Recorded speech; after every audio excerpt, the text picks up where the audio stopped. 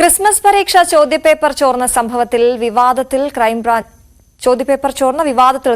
ഇന്ന് കേസെടുത്തേക്കും. വിദ്യാഭ്യാസ വകുപ്പിൽ നിന്ന് അന്വേഷണ സംഘം വിവരങ്ങൾ തേടിയിട്ടുണ്ട്.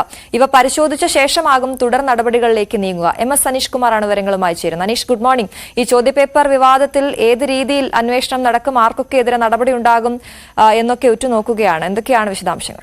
അശ്വതി, ക്രൈംബ്രാഞ്ച് സംഘം ഈ കേസുമായി ബന്ധപ്പെട്ട പ്രാഥമിക അന്വേഷണം ആരംഭിച്ചു കഴിഞ്ഞിരുന്നു. ഇന്നലെ ആദ്യ യോഗം, അന്വേഷണ സംഘത്തിന്റെ യോഗം ചേർന്നിരുന്നു. മലപ്പുറം ക്രൈംബ്രാഞ്ച് DYSP റജി കുന്നിപ്പറമ്പിലാണ് അന്വേഷണ ഉദ്യോഗസ്ഥൻ. അദ്ദേഹവും ഈ കേസിലെ മറ്റു ഉദ്യോഗസ്ഥരും ഇന്നലെ യോഗം ചേർന്നിരുന്നു. വിദ്യാഭ്യാസ വകുപ്പിനോട് പ്രാഥമികമായി ചില വിവരങ്ങൾ തേടിയിട്ടുണ്ട്. ആ വിവരങ്ങൾ ഇന്ന് ലഭ്യമാവുമെന്ന പ്രതീക്ഷയാണുള്ളത്. ആ വിവരങ്ങളുടെ അടിസ്ഥാനത്തിലാവും കേസുമായി ബന്ധപ്പെട്ട അനന്തര നടപടിക്രമങ്ങളുമായി മുന്നോട്ട് പോകുക. ഈ ചോർച്ച നടന്നു എന്ന് സ്ഥിരീകരിക്കപ്പെടുന്ന ഒരു സാഹചര്യം ഉണ്ടാവുമ്പോൾ കേസ് രജിസ്റ്റർ ചെയ്യുന്ന ഒരു നടപടി ഉണ്ടാവും. ഇന്ന് ഉച്ചയോടുകൂടി കേസ് രജിസ്റ്റർ ചെയ്യുമെന്നാണ് നമുക്ക് മനസ്സിലാക്കാൻ കഴിയുന്നത്. ആദ്യം ഈ വിദ്യാഭ്യാസ വകുപ്പ് ഉദ്യോഗസ്ഥരുടെ മൊഴി രേഖപ്പെടുത്തും ഈ ചോർച്ചയുമായി ബന്ധപ്പെട്ട്. ഇതിനുശേഷമാവും MS സൊല്യൂഷൻസിലെ ജീവനക്കാരുടെയും ഷുഹൈബ് ഉടമയുടെയും അടക്കമുള്ളവരുടെ മൊഴിയിലേക്ക്, അല്ലെങ്കിൽ അവരെ ചോദ്യം ചെയ്യുന്ന നടപടിക്രമങ്ങളിലേക്ക് നീങ്ങുക എന്നാണ് പോലീസ് വ്യക്തമാക്കുന്നത്. എന്തായാലും 1-2 ദിവസങ്ങൾക്കുള്ളിലാവും ഈ നടപടിക്രമങ്ങളിലേക്ക് നീങ്ങുക. ഇന്ന് ഉച്ചതിരിഞ്ഞ് ആ കേസ് രജിസ്റ്റർ ചെയ്യുന്നതിനുള്ള നടപടികളാവും ആദ്യം എടുക്കുക.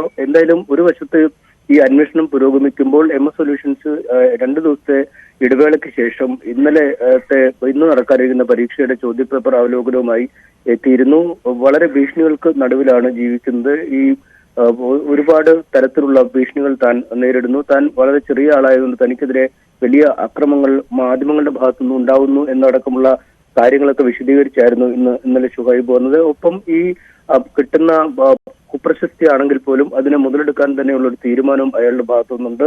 8-9 ക്ലാസ്സുകൾക്കായുള്ള പുതിയ YouTube പേജുകൾ തുടങ്ങും എന്നും അറിയിച്ചിരിക്കുന്നു. കാരണം അത് മറ്റൊരു തരത്തിൽ കൂടിയാണ്. ഇപ്പോൾ ഈ അന്വേഷണം നടക്കുന്നതിന്റെ ഭാഗമായി ഈ ചോദ്യപേപ്പർ ചോദിച്ചെന്ന് കണ്ട ക്ലാസ്സിലെ ചർച്ചകളുമായി ബന്ധപ്പെട്ട YouTube പേജുകൾ ഒരുപക്ഷെ ബ്ലോക്ക് ചെയ്യാനുള്ള സാധ്യതകൾ മുന്നിൽ കാണുന്നുണ്ട്. അങ്ങനെയെങ്കിൽ മറ്റ് പേജുകളിൽ കൂടി തുടങ്ങി ഈ പേജ് മുന്നോട്ട് കൊണ്ടുപോകുക എന്നത് തന്നെയാണ് ലക്ഷ്യം വെച്ചിരിക്കുന്നതെന്ന് നമുക്ക് മനസ്സിലാക്കാൻ കഴിയുന്നു. എന്തായാലും ശക്തമായ അന്വേഷണം പോലീസിന്റെ ഭാഗത്തുനിന്നും ഉണ്ടാകുമെന്ന് തന്നെയാണ് ഉദ്യോഗസ്ഥർ പറയുന്നത്. സമാന്തരമായി തന്നെ ഈ വിദ്യാഭ്യാസ വകുപ്പിന്റെ ഭാഗത്തു നിന്നുള്ള അന്വേഷണം നടക്കുന്നുണ്ട്. അത് ആരാണ് ഈ ചോദ്യപേപ്പർ ചോർത്തി ഈ MS സൊല്യൂഷൻസിന് നൽകിയത് എന്നതിനെ കുറിച്ചാണ്.